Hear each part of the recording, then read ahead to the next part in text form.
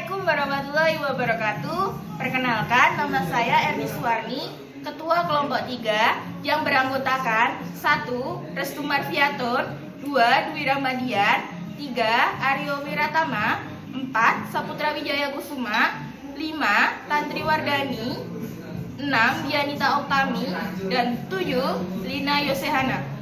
Eits, penasaran kan kita mau bahas apa? Stay tune ya. Yap, dengan saya Restu. Kali ini kami akan menjelaskan tentang komunikasi bisnis dan teknologi. Tahu nggak sih komunikasi itu apa? Komunikasi adalah proses penyampaian informasi dari komunikator ke komunikan dengan sarana tertentu dan tujuan tertentu.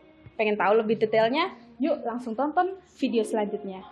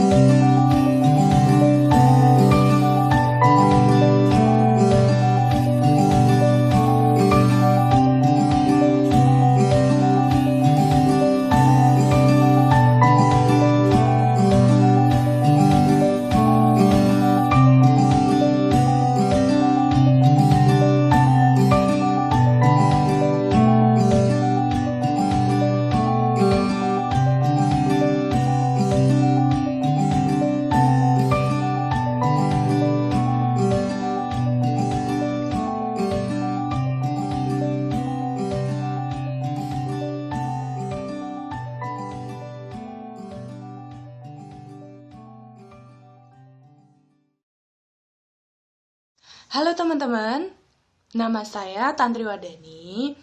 Teman-teman sudah melihat video tentang komunikasi bisnis dan teknologi tadi bukan?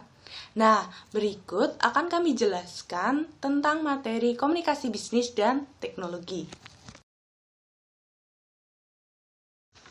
Materi yang pertama adalah pemahaman pentingnya komputer personal dalam komunikasi bisnis.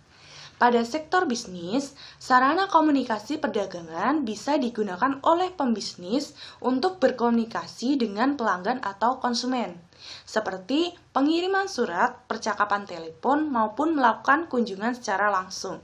Nah, contoh lainnya juga sudah ditampilkan dalam video tadi. Beberapa teknologi untuk berkomunikasi ada 3. Yang pertama, komputer jinjing atau laptop. Merupakan salah satu bentuk portable komputer yang bentuknya kecil dan ringan, sehingga mudah dibawa kemana saja. Yang kedua, ada Personal Digital Assistant atau PDA. Dirancang untuk membantu tugas manajer yang berkaitan dengan penyediaan informasi, dan bentuknya kecil seukuran saku. Yang ketiga, smartphone atau ponsel cerdas. Tidak asing bukan? Nah, ponsel cerdas ini memiliki kemampuan untuk browsing internet, email, kamera digital yang berevolusi tinggi, dan memiliki sistem operasi yang digunakan berbeda pada setiap jenis ponsel.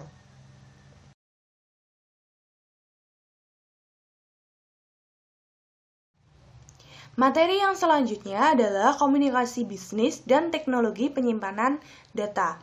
Pertumbuhan dan perkembangan media penyimpanan data mengalami pertumbuhan 2 kali lipat setiap tahunnya. Nah, beberapa contoh media penyimpanan data elektronik antara lain yang pertama adalah CD-ROM. CD-ROM memiliki tampilan yang sama dengan CD yang telah menjadi standar dalam bisnis musik. Media ini merupakan suatu optical disc yang berdiameter 4,75 inci untuk mencatat dan menyimpan data secara digital.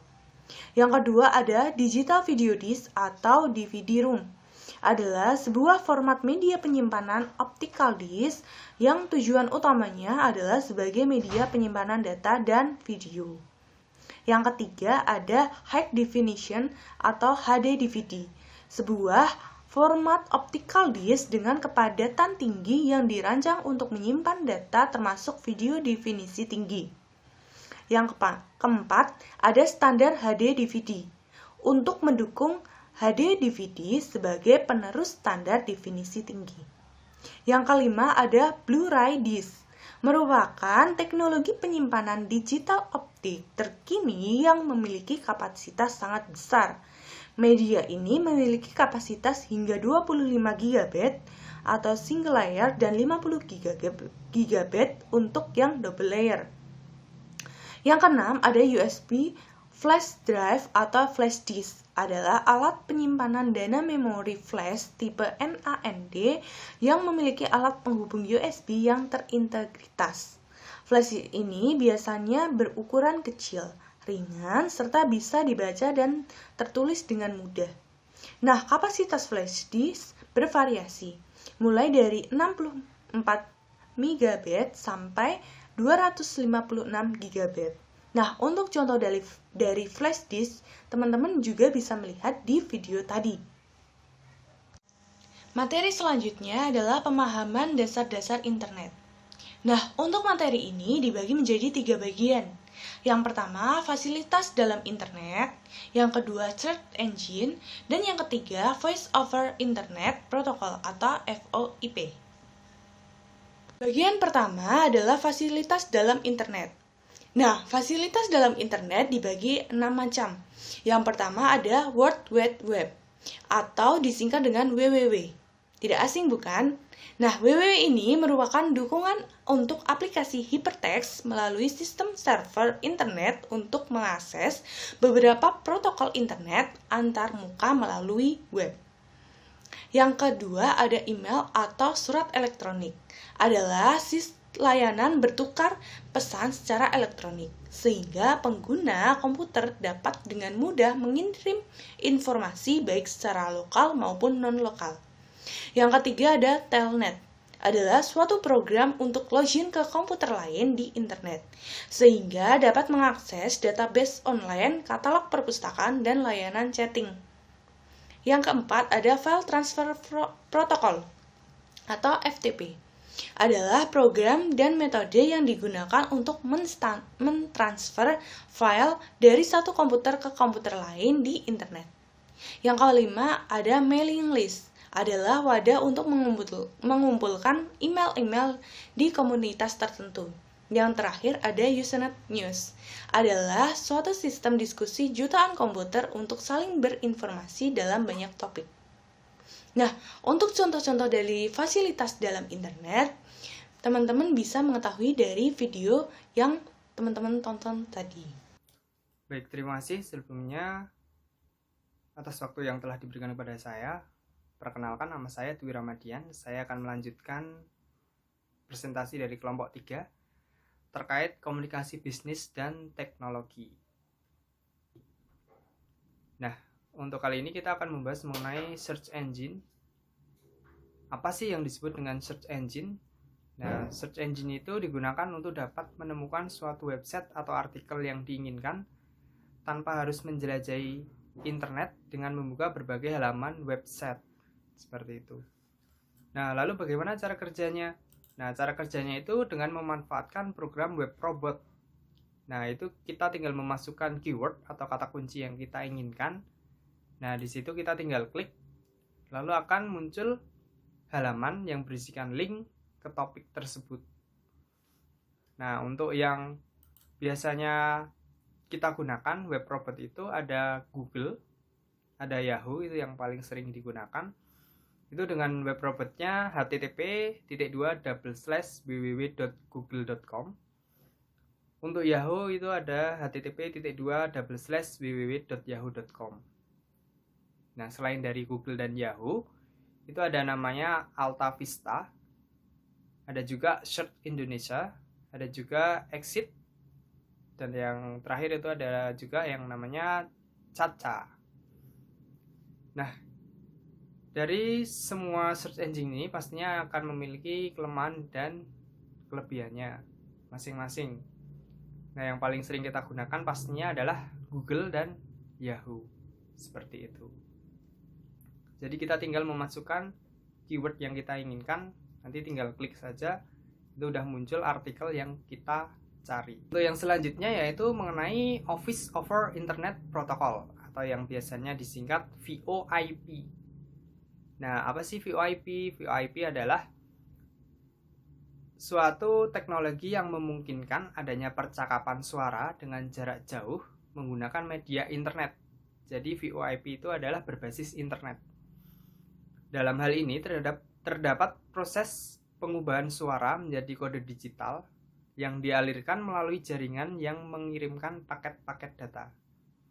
Nah, contohnya apa VoIP? VoIP itu contohnya kalau misalnya kita telepon pakai WhatsApp, telepon suara pakai WhatsApp.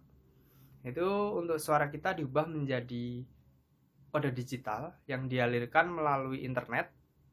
Itu berbasis data atau paket-paket data. Nah, pastinya untuk VoIP ini ada kelebihan dan kekurangannya juga. Baik, untuk yang selanjutnya yaitu kekurangan dari VoIP. Nah, pastinya untuk kualitas suara itu tidak sejernih jaringan PSTN. Karena dalam berkomunikasi ada jeda, jadinya itu yang buat tidak nyaman saat berkomunikasi. Selain itu, untuk regulasi pemerintah Republik Indonesia itu membatasi penggunaan untuk disambungkan ke jaringan milik Telekom. Jika belum terhubung secara 24 jam ke internet, maka perlu kesepakatan waktu untuk saling berhubungan.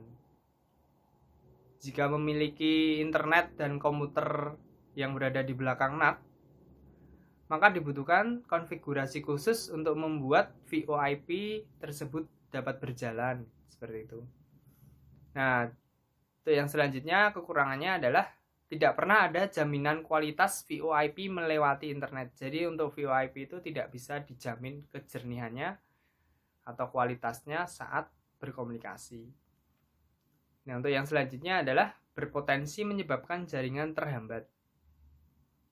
Untuk yang terakhir, kekurangan dari VoIP adalah penghubungan jaringan tanpa koordinasi yang baik akan menimbulkan kekacauan dalam sistem penomoran.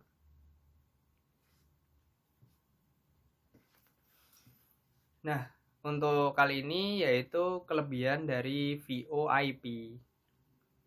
Nah, kelebihan dari VoIP yaitu biaya lebih rendah untuk sambungan langsung jarak jauh atau SLJJ. Selain itu juga dapat memanfaatkan jaringan infrastruktur yang sudah ada. Nah, ini juga memungkinkan digabungkan dengan telepon lokal yang sudah ada. Jadi VoIP ini dapat digabungkan dengan telepon lokal yang sudah ada.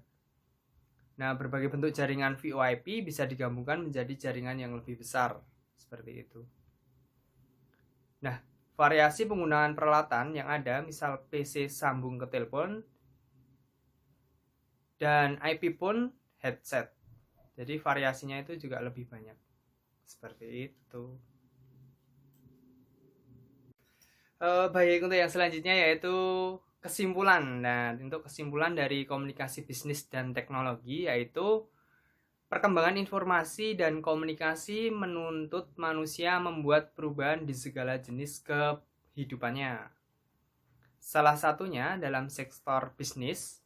Dengan kemajuan teknologi, sistem dalam berbisnis semakin dipermudah dalam melakukan pekerjaannya, seperti mengirim surat, berkomunikasi dengan pelanggan, kunjungan secara langsung, serta pengiklan. Nah, perkembangan akses internet juga dapat mempermudah pebisnis mengikuti informasi terbaru untuk perkembangan bisnisnya, seperti AltaVista, Google, Yahoo, dan lainnya dengan sistem akses yang sangat mudah. Seperti itu. Baik, tibalah di penghujung acara. Tadi yang telah disampaikan sama Mbak Tantri dari awal hingga akhir, yang disambung dengan saya. Apabila ada kesalahan dalam bertutur kata, mohon dimaafkan. Di sini kita belajar bersama, jadi kalaupun misalkan ada salah, mohon dikoreksi. Apabila benar itu milik Allah Subhanahu wa Ta'ala, semuanya kita hanya menjalankan dan berbagi, seperti itu. Terima kasih, saya tutup dan saya akhiri presentasi dari kelompok 3 terkait komunikasi bisnis dan teknologi. Akhirul kalam, wassalamualaikum warahmatullahi wabarakatuh. Selamat malam.